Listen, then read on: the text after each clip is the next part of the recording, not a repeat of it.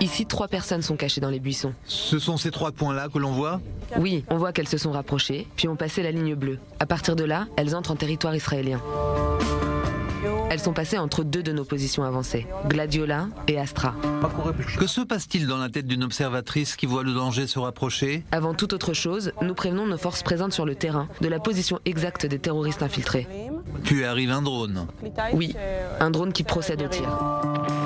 Et qui les élimine? Oui, leur commando est éliminé. Visiblement, ils avaient avec eux une grosse quantité d'explosifs et d'armes, comme des kalachnikovs et des grenades. Il est clair que ces hommes sont entrés en Israël pour y mener un attentat. En un instant, ces jeunes femmes sont devenues l'un des éléments clés de cette guerre. Ces soldates connaissent chaque pierre, chaque recoin du terrain qu'elles surveillent sans arrêt. Pour elles, le renseignement n'est pas une théorie mise en place dans les bureaux du quartier général de Tel Aviv, mais une réalité qu'elles ont perpétuellement devant leurs yeux. Depuis la tragédie du 7 octobre et ce qui a eu lieu à Nahal Oz, jusqu'aux éliminations ciblées sur la frontière nord, tout le monde aujourd'hui connaît l'existence de ces fameuses Tatspitaniot de Tsahal.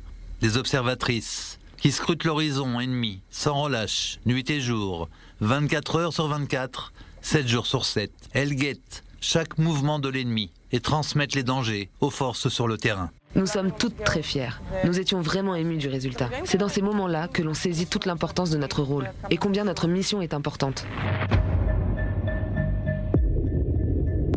Et il faut dire qu'il y a eu des dizaines d'incidents comme celui-là ces dernières semaines, non?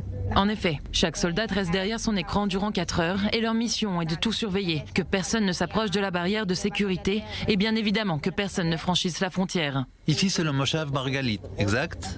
Exact. Que s'est-il passé? Un groupe de terroristes s'est approché de la frontière, notre observatrice les repère et comprend immédiatement qu'il s'agit d'un événement inhabituel. Elle indique les positions des terroristes au bataillon de l'artillerie. Et finalement, grâce à ces soldats, un drone de Tsahal va mettre ces terroristes hors d'état de nuire. Absolument. Contrairement aux espaces très ouverts de la région de Gaza, la topographie du terrain du nord du pays est plus compliquée. Sur toute son étendue, le terrain est recouvert de végétation très aride, qui s'entremêle, et d'un relief montagneux, qui offre partout des endroits pour se cacher.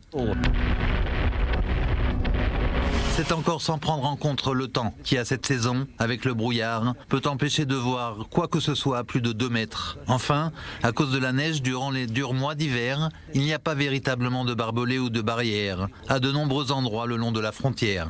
Les observatrices représentent donc la première et unique ligne de défense entre nous et nos ennemis du front nord. Après ces explications, on comprend mieux la responsabilité qu'ont ces jeunes femmes sur les épaules.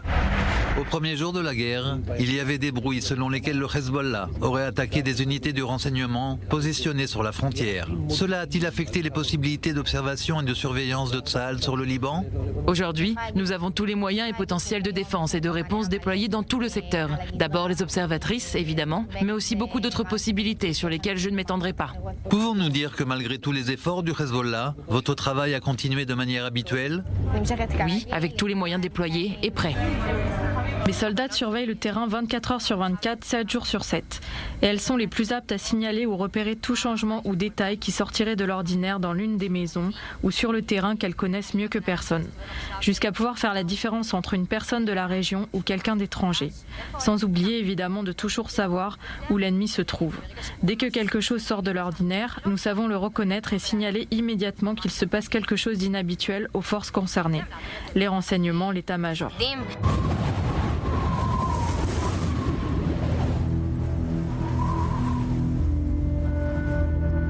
Nous surveillons le côté syrien du mont Hermon, ainsi que la partie plus à l'est, côté libanais.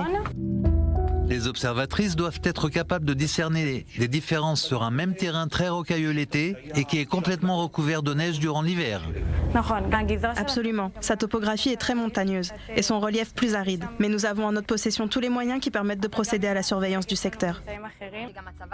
Les moyens de Tsahal ces dernières années ont énormément évolué et permettent une surveillance très précise et dans tous les cas de figure qui se présentent à nous. Aussi bien sur les frontières libanaises que syriennes, nous faisons face à un ennemi qui a aussi beaucoup beaucoup évolué et s'est sophistiqué avec les années.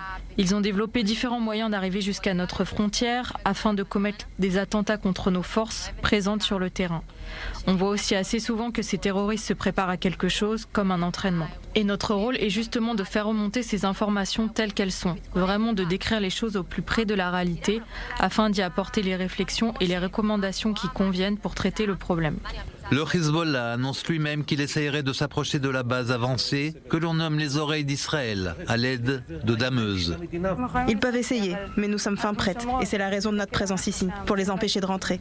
Dans l'ombre du moindre doute d'un changement quelconque d'habitude journalière, du signalement de terroristes ou de mouvements suspects, subsiste le poids de la douleur, des manquements catastrophiques du 7 octobre. Les nombreuses mises en garde des observatrices qui contrôlaient la frontière avec Gaza ont été purement et simplement ignorées. Nombreuses de vos collègues qui servaient dans le Sud ont plusieurs fois mis en garde leur commandement qui ne les a pas pris au sérieux et qui n'a pas traité ces graves menaces comme cela aurait dû être fait.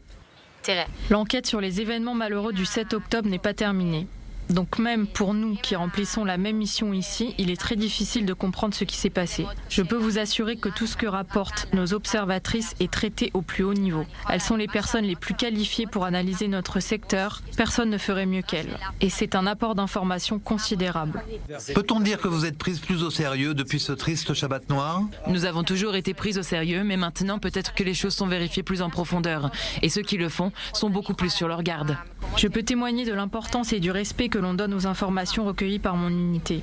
Et nos officiers prennent très au sérieux et analysent nos données de la façon la plus sérieuse qui soit, car ils comprennent que c'est tout simplement la meilleure des sources. Donc pour moi, il n'y a pas de différence entre avant ou après le 7 octobre. Depuis cette date fatidique, le travail dans les bases du renseignement situées sur le mont Hermon face à la Syrie et le Liban est devenu encore plus méticuleux, poussé, compliqué. Les jeunes recrues sont aujourd'hui des reines de la toile, spécialistes en informatique et en technologie de pointe. Mais rien ne remplacera jamais le regard d'une observatrice sur le terrain qu'elle connaît comme sa poche. Aujourd'hui plus que jamais, tout le monde saisit l'importance de la mission et du travail de ces jeunes femmes qui scrutent l'horizon. Il faudra juste être sûr que la prochaine fois qu'elles donneront l'alarme, leurs officiers les prendront au sérieux.